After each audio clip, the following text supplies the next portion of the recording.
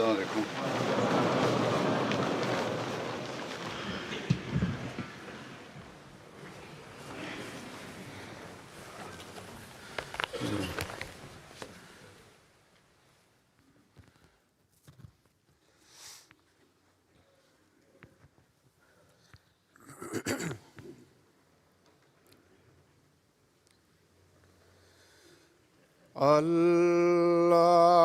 الله أكبر.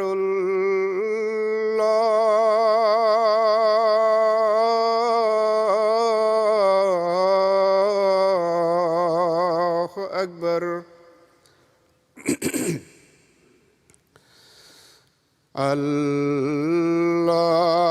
الله أكبر.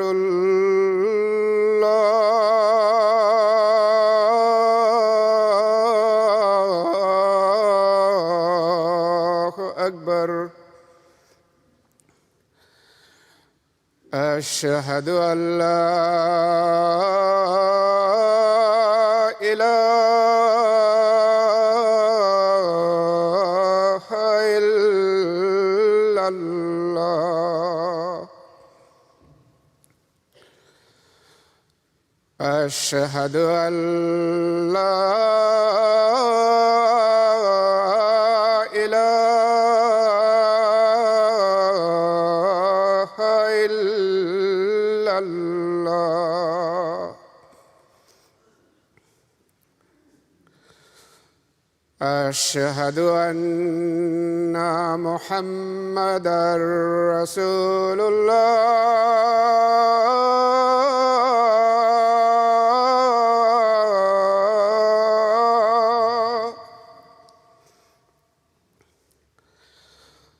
أشهد أن محمدًا رسول الله. حي على الصلاة.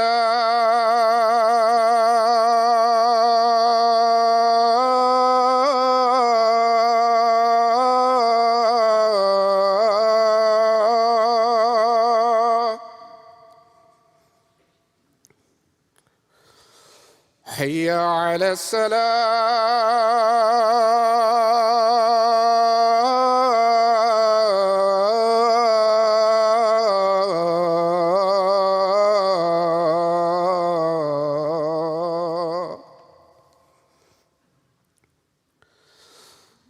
حي على الفلاح.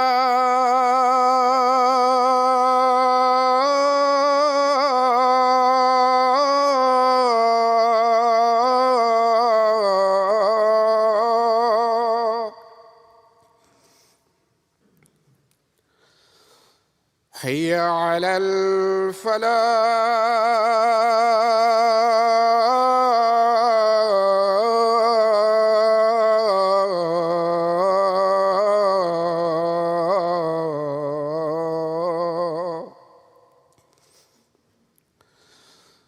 الله أكبر.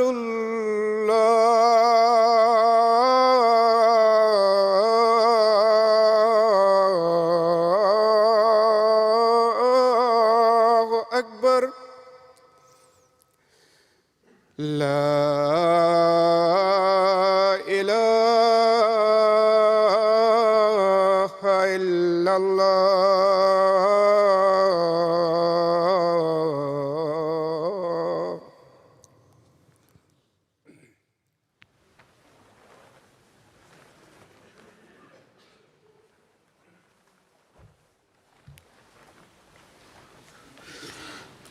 السلام عليكم ورحمة الله.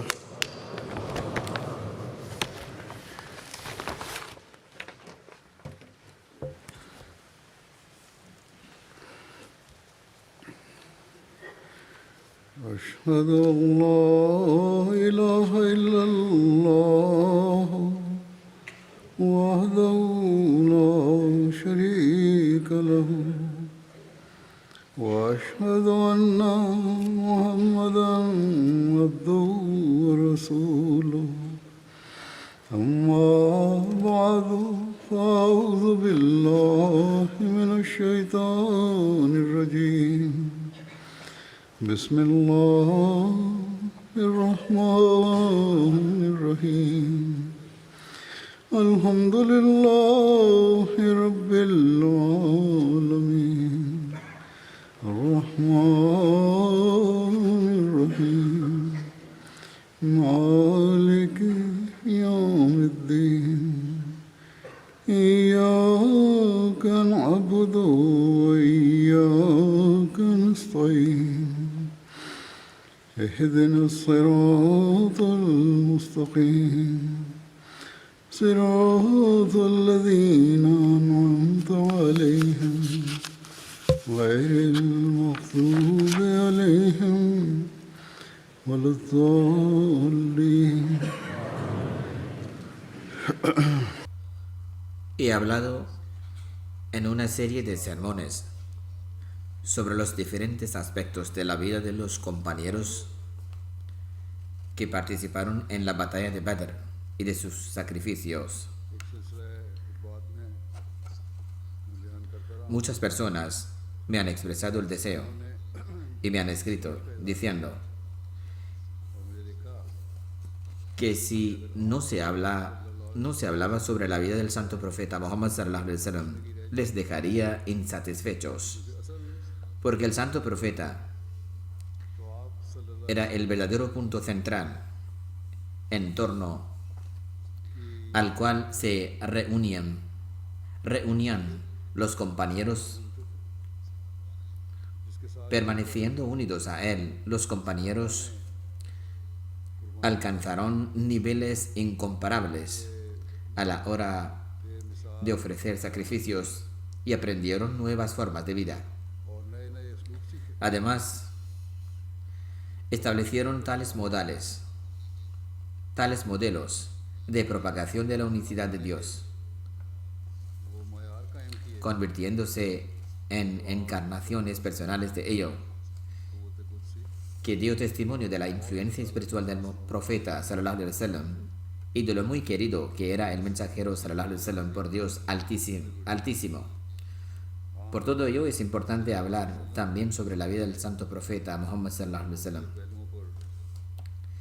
Ya se han pronunciado sermones sobre diversos aspectos de la vida del santo profeta sallallahu alaihi wasallam en varias ocasiones a lo largo de los años anteriores.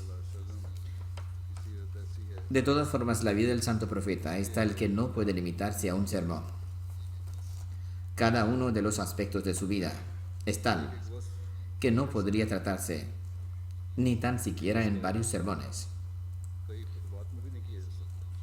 Si Dios quiere, la vida del santo profeta Muhammad sallallahu alaihi wasallam será expuesto de vez en cuando.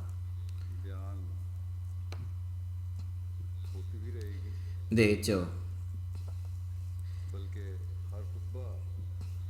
distintos aspectos se mencionan de diferentes maneras en cada sermón o discurso. La razón de esto es que este es el punto central de nuestras vidas, y sin ello nuestra religión y nuestra fe no pueden ser completas. Y no podemos actuar de acuerdo con la ley que Dios Altísimo ha revelado. En cualquier caso, ahora presentaré algunos aspectos de la vida del santo profeta y los relatos históricos relacionados con la batalla de Badr. Y esto continuará a lo largo de los próximos sermones. Es el propio ejemplo del profeta sallallahu alaihi wasallam el que dotó a los compañeros de un desinteresado espíritu de sacrificio y al hacerlo los introdujo en el redil de los guerreros, los mártires, los amados de Allah y aquellos con los que él estaba complacido.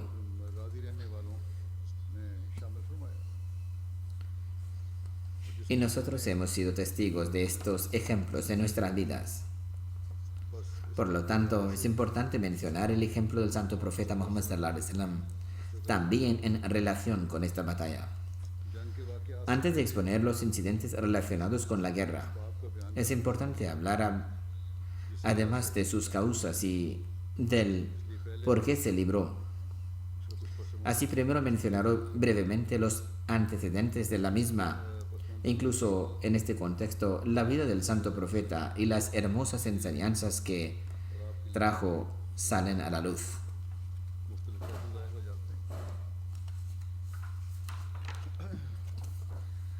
Al hablar sobre las causas de la batalla de Badr, Hazrat Mirza Bashir Ahmad Sahib Radiyallahu Ta'ala Anhu ha escrito en Sirat Khatam al-Nabiyyin la vida y el carácter del sello de los profetas, las crueldades que los Quraysh infligieron a los musulmanes y las artimañas que emplearon para aniquilar el Islam durante el periodo que el profeta vivió en la Meca fueron motivos más que suficientes para que estallara una guerra entre dos naciones. En cualquier época y en todo tipo de circunstancia, la historia corrobora que además del extremado y degradante escarnio y las ofensivas mofas y calumnias, los incrédulos de la Meca impidieron por la fuerza que los musulmanes adoraran al Dios único y anunciaron su honestidad. Fueron brutalmente golpeados y maltratados sin piedad, su riqueza usurpada ilegalmente, boicoteados en un intento de matarlos y arruinarlos, mientras que otros fueron martirizados despiadadamente y sus mujeres fueron deshonradas. Esto llegó hasta el punto de que, perturbados por estas crueldades, muchos musulmanes abandonaron la Meca y emigraron a Abisinia, la Etiopía actual. Sin embargo, los Quraysh no pararon ante esto y enviaron una delegación a la corte real del Negus, en un intento de que estos muhajirin emigrantes regresaran de alguna manera a la Meca y los Quraysh tuvieran éxito en hacer que renunciaran a su fe o los exterminarían.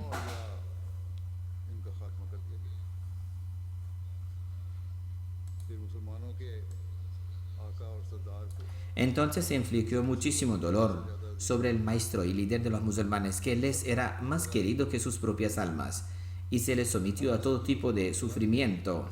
Al profesar en nombre de Dios, los amigos y camaradas de los Quraysh bombardearon al profeta con piedras en Taif, hasta el punto de que su cuerpo quedó empapado en sangre. Finalmente, con el acuerdo de todos los representantes de las diversas tribus de los Quraysh, se decidió en el Parlamento Nacional de la Meca que Muhammad sallallahu alaihi wasallam, el mensajero de Allah, fuera asesinado, con el fin de borrar todo rastro del Islam y poner fin a la unicidad de Dios.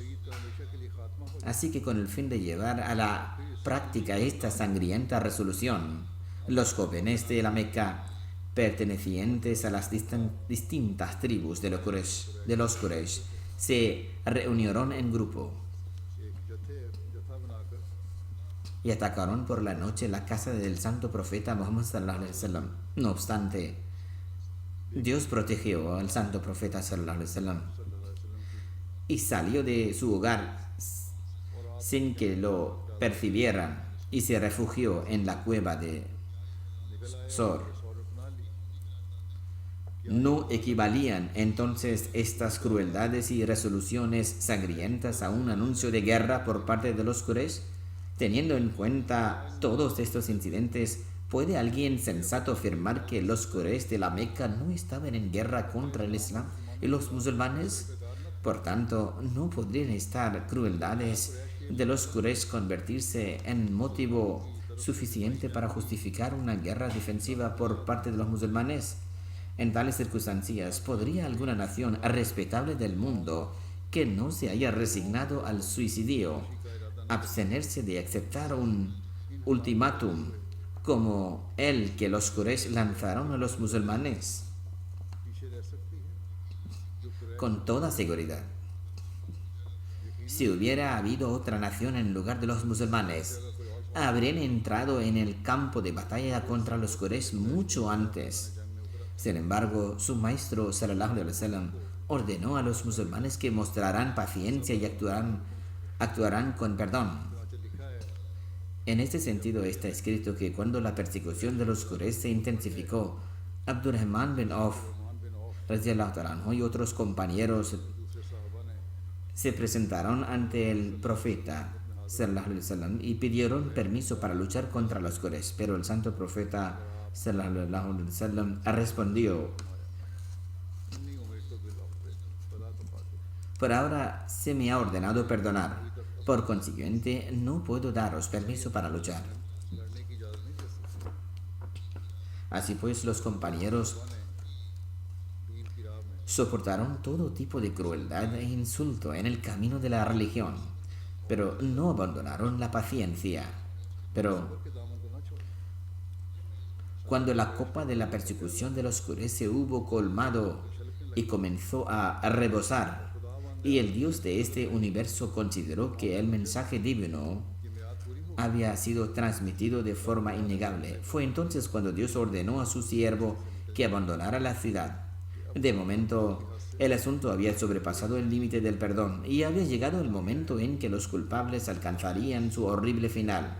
Por lo tanto, esta emigración del santo profeta fue un signo de la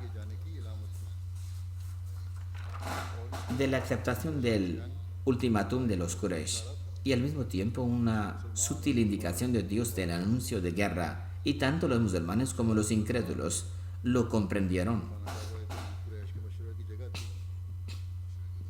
Así, durante la consulta de Darun Nadwa, el lugar donde se aconsejaban mutuamente los Quraysh cerca de Kaaba, cuando un individuo propuso que el profeta sallallahu alaihi wasallam debía ser exiliado de la Meca, los jefes de los Quraysh rechazaron esta propuesta basándose en que si Muhammad sallallahu alaihi wasallam abandonaba la Meca, los musulmanes aceptarían definitivamente su ultimátum y entrarían en el campo de batalla en oposición a ellos. Durante el segundo juramento de alianza en Aqaba, cuando la cuestión de la inmigración del santo profeta Muhammad surgió ante los Ansar de Medina, musulmanes mayor de 40 años, inmediatamente dijeron: esto implica que debemos prepararnos para la guerra contra toda Arabia. Cuando el santo profeta abandonó la Meca, lanzó una mirada apenada sobre los límites de la misma y dijo: oh Meca, eras más querida para mí que todas las demás ciudades, pero tu gente no me ha permitido vivir aquí. Ante esto, Hazrat Abu Bakr radiyallahu ta'ala anhu afirmó: han exiliado al mensajero de Dios. Ahora ciertamente van a ser destruidos. En resumen, mientras que el santo profeta sallallahu alaihi wasallam vivió en la Meca, soportó todo tipo de tormentos, aunque no tomó la espada contra los Quraysh. La razón es que, en primer lugar, antes de tomar alguna medida contra los Quraysh, según la pauta de Dios, era necesario transmitir el mensaje divino de forma indiscutible, y esto requería un respiro. En segundo lugar, también era el deseo de Dios que los musulmanes exhibieran un modelo de perdón y paciencia hasta ese límite final en el que a partir de entonces permanecer en silencio equivalía al suicidio, lo que no puede ser considerado un acto encomiable por ningún individuo sensato. En tercer lugar, los Quraysh encabezaban una especie de gobierno democrático en la Meca y el profeta sallallahu alaihi wasallam era uno de sus ciudadanos. Por lo tanto, la buena ciudadanía exigía que mientras el santo profeta Muhammad sallallahu alaihi wasallam permaneciera en la Meca, respetará la autoridad y no permitiera nada que perturbara la paz. Y cuando el asunto sobrepasará el límite del perdón, emigraría de allí. En cuarto lugar, era necesario además que hasta que su pueblo se hubiera hecho merecedor del castigo debido a sus acciones. en la estimación de Dios. Y hasta que no hubiera llegado el momento de destruirlos, el santo profeta sallallahu alaihi wasallam viviera entre ellos. Y cuando llegara el momento, emigrará de allí. La razón es que según el modo de actuar de Allah, mientras un profeta de Dios permanece entre su pueblo, este no es golpeado por un castigo que lo destruiría, aunque cuando un castigo destructivo es inminente, se ordena al profeta abandonar ese lugar. Debido a estas razones, la emigración del santo profeta Muhammad sallallahu alaihi wasallam poseía indicaciones distintivas dentro de ella misma. Pero es desafortunado que estas personas malhechoras no las reconocieran y continuaran creciendo en su tiranía y opresión, porque si los Quraysh se hubieran abstenido, incluso ahora, y se hubieran abstenido de utilizar una forma de compulsión de la religión y hubieran permitido a los musulmanes vivir una vida de paz, entonces Dios es el más misericordioso de aquellos que muestran misericordia, y su mensajero también era Rahmatul Alamin, misericordia para todos los pueblos.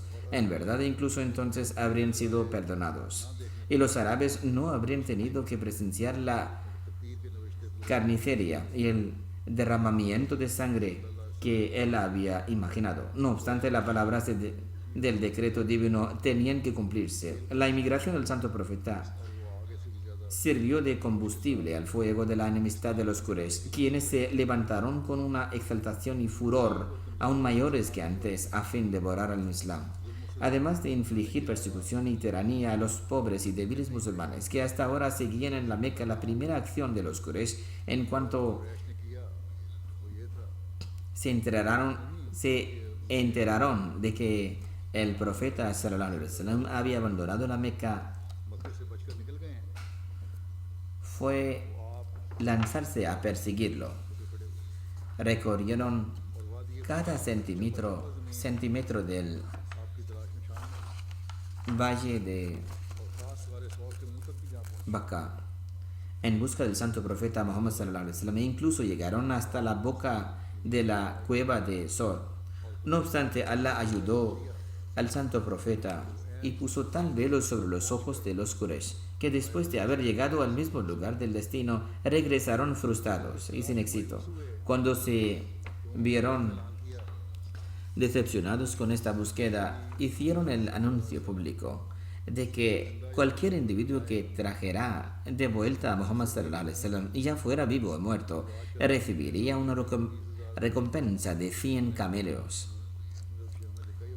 lo que equivale aproximadamente a 20.000 rupias en la moneda actual. En 1931, cuando Hazrat Mirza Bashir Ahmad radiyallahu ta'ala anhu escribió esto, hoy en día ascendería a decenas de millones. Muchos jóvenes de las distintas tribus de Quraysh salieron en todas las direcciones en busca del santo profeta, codiciando la recompensa. Como tal, la persecución del Suraka bin Malik fue también el resultado de este anuncio de recompensa. De todas formas, los Quraysh también tuvieron que enfrentarse al fracaso de este plan. Si uno reflexiona, para que estalle la guerra entre dos naciones, incluso esta sola razón es suficiente, ya que se estableció una recompensa de esta naturaleza para el maestro y líder de la otra. De la misma manera, cuando los Quraysh descubrieron que el profeta Muhammad sallallahu alaihi wasallam había llegado a Medina sano y salvo, los jefes de Quraysh enviaron una carta terriblemente amenazante al jefe principal de Medina, Abdullah bin Ubay bin Sulul, y a sus compañeros, que decía: has concedido protección a un individuo de los nuestros, es decir, a Muhammad, y juramos en el nombre de Allah que o bien dejas de protegerlo y le declaras la guerra, o como mínimo lo exilies de tu ciudad. Si no, definitivamente reuniremos a todo nuestro ejército y os atacaremos, mataremos a todos tus hombres y nos apoderaremos de vuestras mujeres, haciéndolas legítimas para nosotros. Cuando Abdullah bin Abi Salul y sus compañeros politeístas recibieron esta carta, se reunieron para librar la guerra contra el santo profeta. Cuando el santo profeta se enteró de esto, se acercó a él y le dijo: puedes considerar que la amenaza que te han dado los Quraysh es muy significativa, aunque no pueden hacerte más daño del que te harás a ti mismo. ¿Deseas luchar contra tus propios hijos y hermanos? Cuando los judíos oyeron esto del santo profeta, muchos de los cuales se habían hecho musulmanes, se dispersaron y lo abandonaron. Asimismo, los Quraysh de la Meca comenzaron a visitar a las tribus árabes para incitarlas en contra de los musulmanes. Al respecto, Hazrat Mirza Bashir Ahmad radiyallahu ta'ala anhu escribe en Sirat Khatam al-Nabiyyin: cuando los Quraysh notaron que la tribu de los Aus y Khazraj se negaron a renunciar a su protección del santo profeta y se temió que el Islam pudiera echar raíces en Medina, recorrieron las otras tribus de Arabia y comenzaron a incitarlos contra los musulmanes. Dado que los Quraysh disfrutaban de una clara influencia sobre las otras tribus de Arabia debido a su tutela de la Kaaba.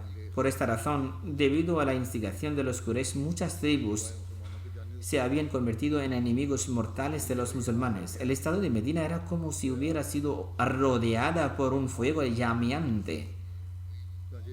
En este sentido, ya se ha mencionado la siguiente narración. Ubay bin Ka'b,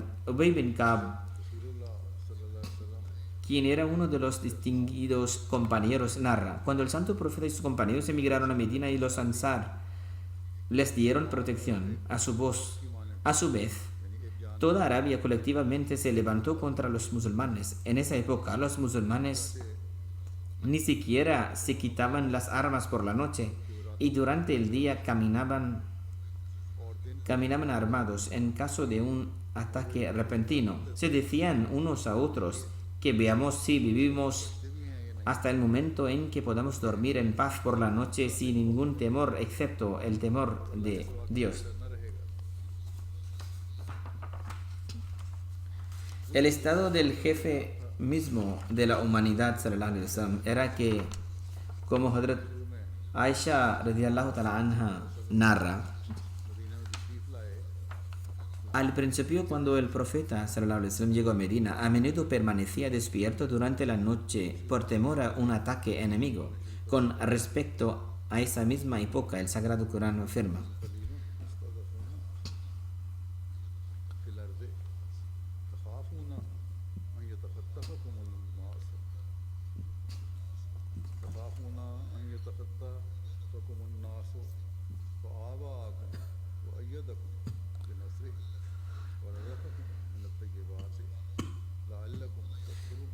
oh musulmanes, y acordaos del tiempo cuando erais pocos y considerados débiles en la tierra y estabais en constante temor de que la gente os agarrará y os destruyera.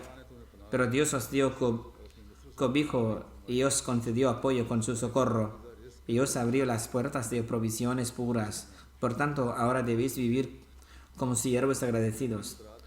Estas fueron las amenazas externas mencionadas en el Santo Corán. Incluso la situación interna en Medina no era muy favorable, tal como explica Hazrat Mirza Bashir Ahmad radiyallahu ta'ala anhu. Incluso en Medina, el estado era que hasta entonces un segmento sustancial de entre los Aus y Khazraj se mantuvo firme en el politeísmo, aunque aparentemente estaban con sus hermanos y parientes.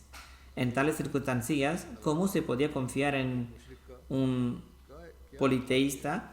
En segundo lugar estaban los hipócritas, que en un principio habían aceptado el Islam, pero en secreto eran enemigos del mismo, y su presencia en Medina planteaba una situación amenazante. En tercer lugar estaban los judíos, con quienes, a pesar de que había un tratado, para ellos el valor de ese pacto no tenía valor. Así pues, de esta manera, había tales elementos presentes, incluso en la propia Medina, que era nada menos que un almacén de municiones ocultas contra los musulmanes. Una pequeña chispa de las tribus árabes era suficiente para prender fuego a esta munición y destruir a los musulmanes de Medina con una sola explosión. En este momento vulnerable, que era tal que nunca antes había aparecido, un momento más crítico para los musulmanes, la revelación divina fue enviada al santo profeta de que ahora él también debía empuñar la espada en oposición a esos incrédulos que habían entrado en el campo de batalla contra él, con la espada en la mano puramente por la vía de la injusticia y la tiranía. De esta manera se anunció la yihad de la espada. El primer versículo coránico sobre la yihad de la espada fue revelado al santo profeta el 12º día de Safar, en el segundo año después de la Hejira, o el 15 de agosto de 623 DC, cuando había transcurrido un periodo de aproximadamente un año desde la llegada del santo profeta a Medina. La fecha de este versículo está de acuerdo con la investigación realizada por Hazrat Mirza Bashir Ahmad, radiyallahu ta'ala anhu, porque se registra en relación con este versículo que algunas partes de él fueron reveladas en la Meca, mientras que otras en Medina. En cualquier caso, hay diferentes narraciones con respecto a la revelación de este versículo. También está registrado que este versículo fue revelado durante la migración, y ya que poco después de llegar a Medina, el santo profeta ordenó detener las caravanas de los Quraysh en las áreas circundantes de Medina y comenzó a enviar grupos armados para varios asuntos defensivos. Por así decirlo, tanto si este versículo se hubiera revelado al comienzo de la inmigración o tal vez un año después, fue la primera vez que se concedió permiso para responder a aquellos que luchaban contra la religión, y fue solo después de que el santo profeta sallallahu alaihi wasallam dejara el área del gobierno al que anteriormente estaba sujeto. Como se ha mencionado, no se podía hacer ninguna guerra mientras estuviera sujeto al gobierno, pero ya se había establecido su propio gobierno. Este versículo, más bien dos versículos del Surah Al-Hajj, en los que Dios Altísimo concedió permiso, son los siguientes.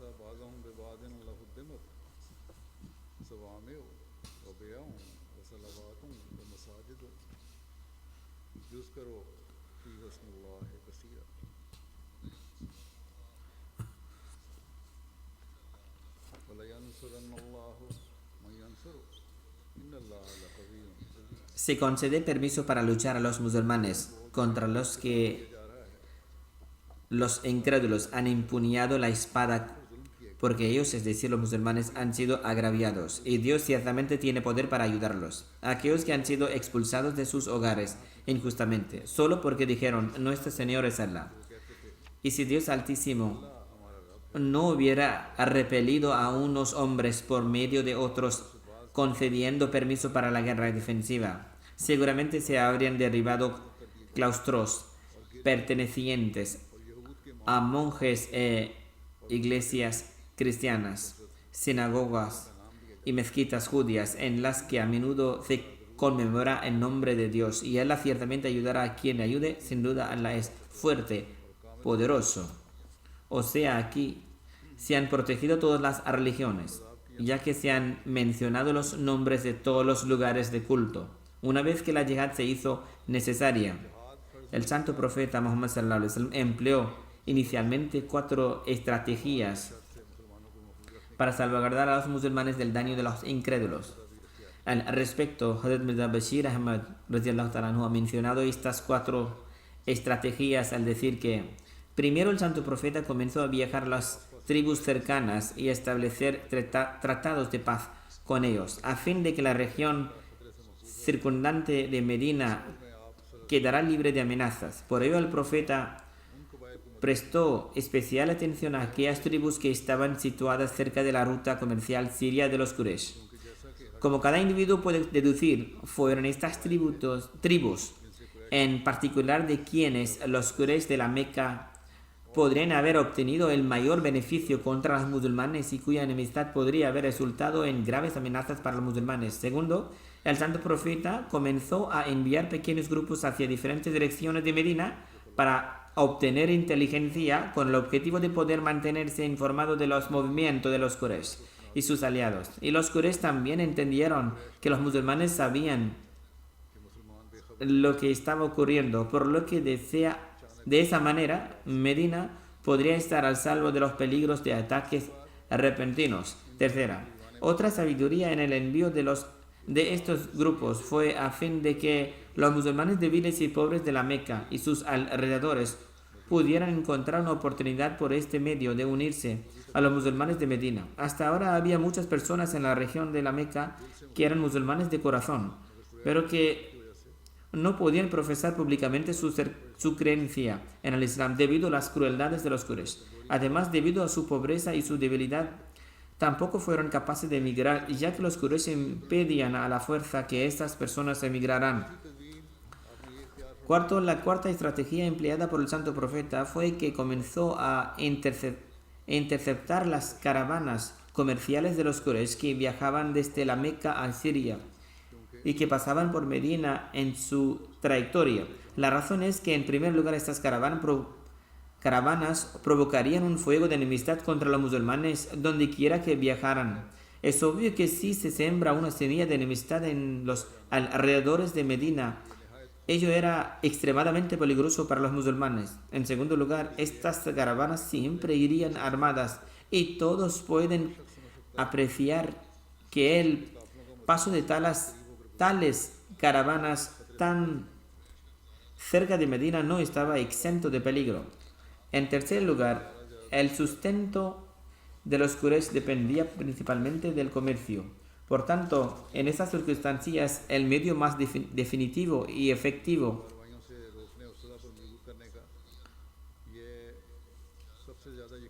por el cual se podía someter a los Quraysh, poner fin a sus crueldades y presionarlos para que se reconciliaran, era obstruyendo su ruta comercial. Ciertamente la historia atestigua que el hecho de que entre los factores que finalmente obligaron a los Quraysh a inclinarse hacia la reconciliación fue que la interceptación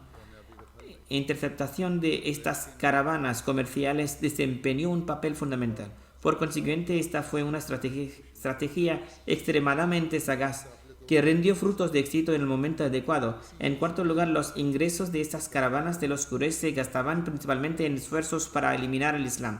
En efecto, incluso se enviaron algunas caravanas con el único propósito de que todas sus ganancias se utilizaran contra los musulmanes. El comercio que se llevó a cabo en oposición al Islam fue con el fin de hacer la guerra contra los musulmanes. En este caso, todo el mundo puede entender que la interceptación de estas caravanas fue por decreto propio una estrategia absolutamente legítima. Estos relatos continuarán en el futuro, si Dios quiere. En este momento deseo hacer mención de algunos miembros fallecidos cuya oración fúnebre será ofrecida. Uno de los fallecidos es aquí el de respetado Khwaja Munir Ahmad, mientras que los otros serán en ausencia. Bueno, no es Khwaja Munir Ahmad, sino Khwaja Muniruddin Qamar, quien vivía aquí en el Reino Unido por decreto divino, fallecido el 27 de mayo a la edad de 86 años. En verdad, venimos de Allah y hacia Él volveremos. Era nieto materno de Hazrat Mia Jariduddin Shekhwani, radiyallahu ta'ala anhu, compañero del Mesías prometido, quien también vio a su padre, Maulana Kamruddin, cuando era muy joven y un bebé. Maulvi Kamruddin, su padre, fue el primer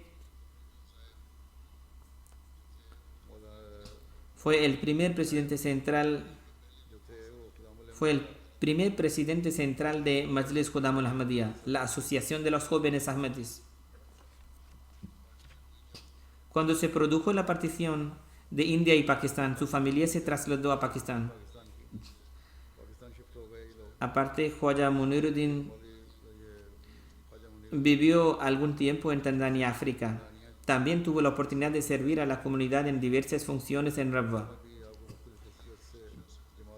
En 1966, él y su familia se trasladaron al Reino Unido y vivieron cerca de la mezquita Fazl. Han estado aquí mucho tiempo y todo el mundo los conoce. Durante la época del cuarto califa, tuve la oportunidad durante mucho tiempo de realizar el adán llamada a la oración en la mezquita Fazl para las oraciones de los viernes. Además tuve la oportunidad de servir como presidente local de la mezquita Fazl y Putney.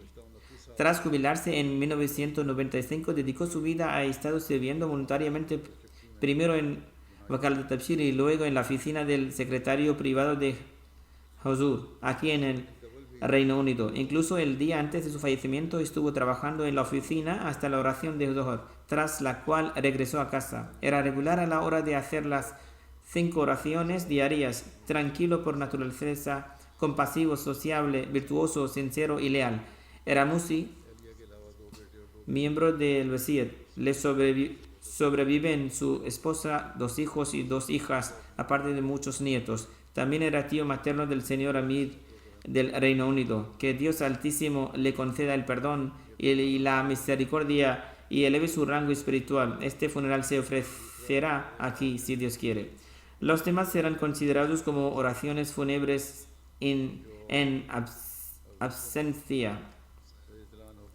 El primero de ellos es el Dr. Mirza Mubashir Ahmad, nieto paterno de Hazrat Muslim Maud radhiyallahu ta'ala anhu, hijo de Mirza Munawwar Ahmad y Mahmuda Begum. Era nieto materno de Hazrat Nawab Mubaraka Begum radhiyallahu ta'ala anha. Ha fallecido recientemente a la edad de 79 años. En verdad venimos de Allah y hacia Él volveremos. Por la gracia de Allah era Musi integral de Sistema Al-Wasiyah. Su educación primaria tuvo lugar en Lahore y posteriormente asistió también al King Edward Medical College de Lahore, donde obtuvo el título de MBBS. Después trabajó durante algún tiempo en un hospital de Rabwa y luego vino al Reino Unido a estudiar e hizo la postgraduación y el FSCS. En 1970 en el Royal College of Surgeons de Edinburgh. Entonces, viendo que había dedicado su vida, regresó a Rabwa y prestó servicio en el Hospital Fazl Umar, donde pudo servir durante unos 50 años.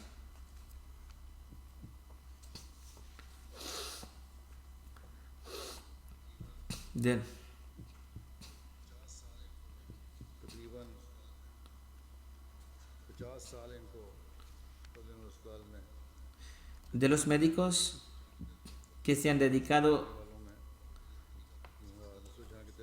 de por vida y han trabajado allí bajo el proyecto de Nusrat Jahan, él fue el que prestó servicios durante más tiempo, o tal vez fue el Dr. Munawwar Ahmad. En cualquier caso, tuvo la oportunidad de servir durante 50 años. En 1983, el cuarto califa, Rahimullah Alayh, lo nombró miembro de la Junta de Waqf Jadid, de la que siguió formando parte hasta su fallecimiento. Su esposa escribe: honraba a sus familiares y cuidaba de sus parientes, ya fueran padres, hermanos, parientes, mis padres y familiares. De hecho, hacia esto con todo el mundo. No recuerdo ninguna ocasión de felicidad o tristeza en la que no asumiera su responsabilidad. Nunca dejó de honrar a sus parientes. También tuvo la oportunidad de tratar a todos los ancianos de la familia. Visitaba las casas de los enfermos para interesarse por su bienestar. Del mismo modo, ayudaba a los necesitados en todo lo que podía y nunca rechazaba a alguien que lo necesitara. Facilitó la educación de muchas chicas e incluso asumía él mismo toda la carga financiera de sus bodas. Algunas chicas me han escrito sobre esto y varias de ellas incluso vivían en su casa. Y Él las criaba como a sus propias hijas y luego las casaba. Muchas personas me han escrito que incluso renunciaba a los honorarios de algunos pacientes. De hecho, les daba medicinas e incluso algo de dinero. Tenía una profunda conexión con los califas, pues estaba relacionado con ellos en el sentido de que estaba emparentado con todos los califas de su época, aunque también sentía por ellos una profunda conexión de respeto y honor. No solo se lo único a sus hijos, sino que además exhibió su propio ejemplo en hacerlo. Era bastante mayor que yo, unos 6 o 7 años, pero después de que me convirtiera en califa me trató con gran respeto y honor. De hecho, incluso antes de esto, cuando yo era Nazrala, el puesto ejecutivo más alto tras el califa, me mostró un gran respeto y honor también en este momento. Su esposa escribe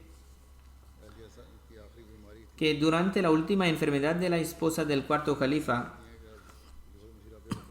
este llamó y pidió que el doctor Mubashir viniera inmediatamente. En consecuencia, dicen que al recibir este mensaje se marchó esa misma noche y permaneció allí hasta su fallecimiento. Al morir, la respetada Hazrat Asifa Begum, el cuarto califa Rahimullah, le dijo: Mubashir se acercó al ascensor para recogerme y en cuanto le vi comprendí que mi esposa había fallecido, porque sabía que si se encontraba mal, Mubashir no se habría separado de su lado. Durante la propia enfermedad del cuarto califa, viajaba a menudo al Reino Unido para su tratamiento. El cuarto califa también mencionó en una ocasión sus servicios durante su enfermedad. Su esposa escribe además: una vez que se presentó una denuncia falsa contra él y se formó un comité para investigarla. También en ese momento respetaba al califa de la época y la administración y nunca dijo ni hizo nada impropio. La comisión llevó a cabo su investigación y determinó que estaba libre de toda culpa. Su hijo menciona que algunos oponentes de la Jamaat de Chenor Pakistán y de los alrededores acudían a su casa para recibir tratamiento. De hecho, tuvo muchos pacientes. Mohammed dice: además soy consciente de ello. Trató a innumerables personas de la zona, gracias a lo cual mucha gente conoció Rabwa y el hospital de la zona. Durante su enfermedad final, el Mesías prometido ﷺ utilizó una cuchara para tomar sus medicinas, que era una cuchara pequeña que Hazrat Amma Jan radiyallahu ta'ala anha dio a Hazrat Nasir radiyallahu ta'ala anha, diciendo que se la diera a cualquiera de sus hijos que se convirtiera en médico. La cuchara fue entregada a su padre Mirza Munawwar Ahmad, después de lo cual la cuchara le fue entregada a él. A veces, en aras de obtener bendiciones, el doctor Mubashir utilizaba esa cuchara para dar medicinas a sus pacientes. Personas de todas las clases sociales acudieron a ofrecer sus condolencias, aunque una gran mayoría eran de los menos afortunados que expresaban constantemente que estaban en deuda con Mia Sahib. A algunos los había tratado y a otros los había cuidado de otra manera. Había muchos agricultores que lo llevaban a sus esposas o hermanas para que las tratara, y esos labradores venían y expresaban cómo había cuidado de ellas. Todos, incluso los no ahmadís, vinieron y lloraron, diciendo que habían perdido a un padre. Muchos de los miembros del personal de nuestro hospital me han escrito diciendo que su hospital se ha quedado huérfano y expresando su profundo pesar. En definitiva, mantuvo su relación con todos y cuidó de los pobres. El santo profeta dijo una vez que si se alaba a una persona en su cortejo fúnebre, se le asegura el paraíso. Que Dios Altísimo cumpla también estas palabras en su favor. El doctor Mirza Sultan Ahmed dice: según mis conocimientos, en toda la comunidad tienen honor de ser el médico que más servicios ha prestado. Y ya he mencionado esto. Luego escribe, en la época en que comenzó a trabajar no había asistentes ni ayudantes. Tenía que cerrar, abrir, llamar a sus pacientes y realizar otras tareas él solo. Además, él tuvo que dirigir en solitario el quirófano. No había anestesista, por lo que también tuvo que ocuparse él mismo de esa tarea. Después fue formando a su personal, tras lo cual el hospital se hizo muy popular. Y añade, el índice de infecciones también era inferior al de otros hospitales privados y la mayoría de los pacientes eran dados de alta tras ser tratados con éxito. No obstante, ha dispensado además un trato amable hacia los pacientes, incluso hacia los que no eran ahmadis. También sé personalmente que era una persona muy respetuosa. El doctor Munir Mubashir trabaja en un hospital del gobierno y relata, he sido testigo de la larga y vasta trayectoria de servicios ofrecidos por el respetado médico, no solo a los residentes de Rabwa, sino también de todas las zonas circundantes. Además afirma, he trabajado eternamente en las afueras de Rabwa. Ha estado destinados en varios hospitales pequeños de Rabwa y entre sus pacientes había mucha gente de casi todos los pueblos de los alrededores. Debido a ello, como ya he dicho, muchas personas muhammadíes vinieron a dar el pésamo por su fallecimiento. Por su parte, el doctor Nuri afirma, un anciano que vivía solo en Rabwa había colgado una foto del doctor Mubashir en su habitación. El doctor Nuri fue a visitar a este anciano. El paciente habló con gran elogio y admiración del doctor Mubashir, diciendo que le visitaba a menudo para interesarse por su salud y bienestar, que Allah le proteja. Este incidente tuvo lugar mientras aún viva. Hay tantas cartas que mencionan sus cualidades, servicios y los sentimientos de sus pacientes que me resulta imposible mencionarlas todas. Como he mencionado antes, también tenía un extraordinario vínculo de lealtad con el califato. Que Dios Altísimo le muestre una misericordia y un perdón sin fin y le conceda un puesto entre sus seres queridos. La tercera oración fúnebre del total es en ausencia. La segunda oración fúnebre de las que se celebran en absencia es por la respetada Sayyida Amtul Basir, esposa de Sayyid Mahmud Ahmad de Islamabad. Falleció hace unos días. En verdad venimos de Allah y hacia Él volveremos. Era nieta de Sayyid Abdul Sattar Shah e hija del respetado Sayyid Abdul Razak Shah, y también era sobrina de Hazrat Tahir. Su padre Abdul Razak Shah se casó en 1945 con la primera mujer ahmadí irlandesa, Hanifa Shah, que antes se llamaba Kathleen O'Brien. Este matrimonio se celebró en Nairobi, Kenia. Su madre llegó entonces a Pakistán, mientras que su padre Shahzab estaba destinado en Sindh. Allí ofreció grandes sacrificios. A pesar de ser irlandesa, vivía en una pequeña aldea mientras ofrecía grandes sacrificios. Sus hijos también ofrecieron grandes sacrificios, entre ellos Amtul Basir.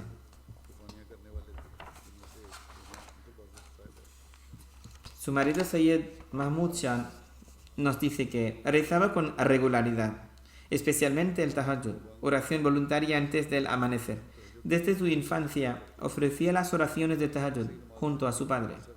Veneraba y observaba las prácticas religiosas. Siempre ayudaba a los pobres y necesitados. Se adhirió muy estrictamente al velo. Era musia, formaba parte del sistema del al-Wazir y le sobreviven su marido, 4 hijos y 2 hijas. Uno de sus hijos, Sayyid Bashir Ahmad, reside aquí en el Reino Unido y su otro hijo es Sayyid Shahid Ahmad. Su hija Maida Malik reside en Estados Unidos.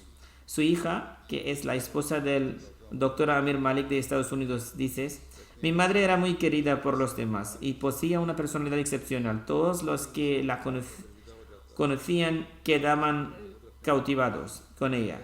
Amaba al califa con todo su corazón, tenía una personalidad refinada, era educada y poseía buena moral. Nunca expresó abiertamente su dolor.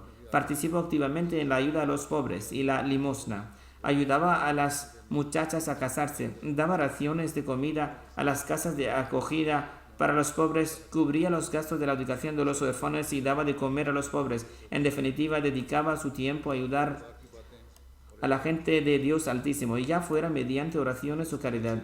Prefería hablar más de Dios y de la ayuda divina, y se hacía amiga de quienes también amaba a Dios. Allah también se le manifestó de la manera especial, pues Dios aceptaba sus oraciones y Dios Altísimo le informaba de la aceptación de sus oraciones en muchos asuntos. No se perdía ninguna oración, ni siquiera durante una enfermedad grave, y siempre estaba atenta a la hora para no perderse una oración. Que Allah conceda su perdón y misericordia y eleve su rango. Que Él permita a sus hijos continuar con sus virtudes. La tercera oración fúnebre en ausencia es la del respetado Sharif Ahmad Bandesha. Era el Sadr presidente local de la Jamaat de Chak número 251, Arabad Valley, Faisalabad. Y falleció, Faisalabad, Pakistán, y falleció hace unos días. En verdad venimos de Allah y hacia Él volveremos. Su hijo, Rahmatullah Bandesha, que trabaja con misionero Nara. Mi abuelo solo tenía 2 o 3 meses cuando sus padres y parientes cercanos fallecieron durante la plaga, en tiempo del Mesías prometido. En aquella época mi abuelo fue criado por una familia de parientes lejanos que eran Ahmadis. Tras la decisión de un juez de Batala, fue puesto al cuidado de otra familia Ahmadi más próxima a él. De este modo, creció desde el principio en un entorno Ahmadi y siguió formando parte de la comunidad musulmana Ahmadiyya. El fallecido fue Sadr en su pueblo durante casi 25 años. Poseía muchas cualidades y tenía un carácter de derviche. Su adoración era de un nivel elevado, ayudaba a los necesitados, especialmente a su familia y amigos. Sentía un amor sin límites por el sistema de la Jamaat y el califato. Le sobreviven su esposa, 3 hijos y 3 hijas. Como ya he mencionado, uno de sus hijos, Rahmatullah Bandesha, es misionero y actualmente trabaja como profesor en la Jamaat Ahmadiyya de Alemania. Y debido a la posición y las terribles circunstancias en su pueblo, no pudo asistir a tiempo al funeral y entierro de su padre. Que Dios Altísimo conceda su perdón y misericordia al difunto y eleve su estatus espiritual. Que Él también permita a sus hijos continuar con sus virtudes.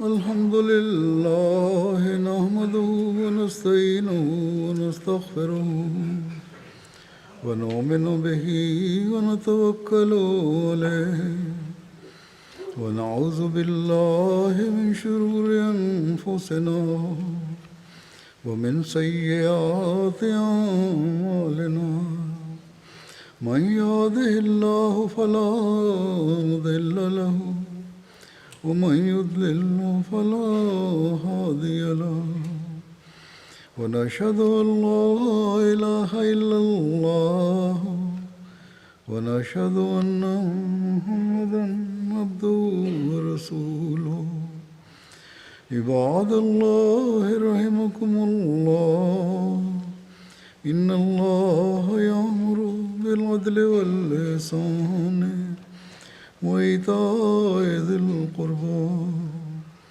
وينهى عن الفحشاء والمنكر والبغي يعظكم لعلكم تذكرون اذكروا الله يذكركم وادعوه يستجب لكم ولذكر الله أكبر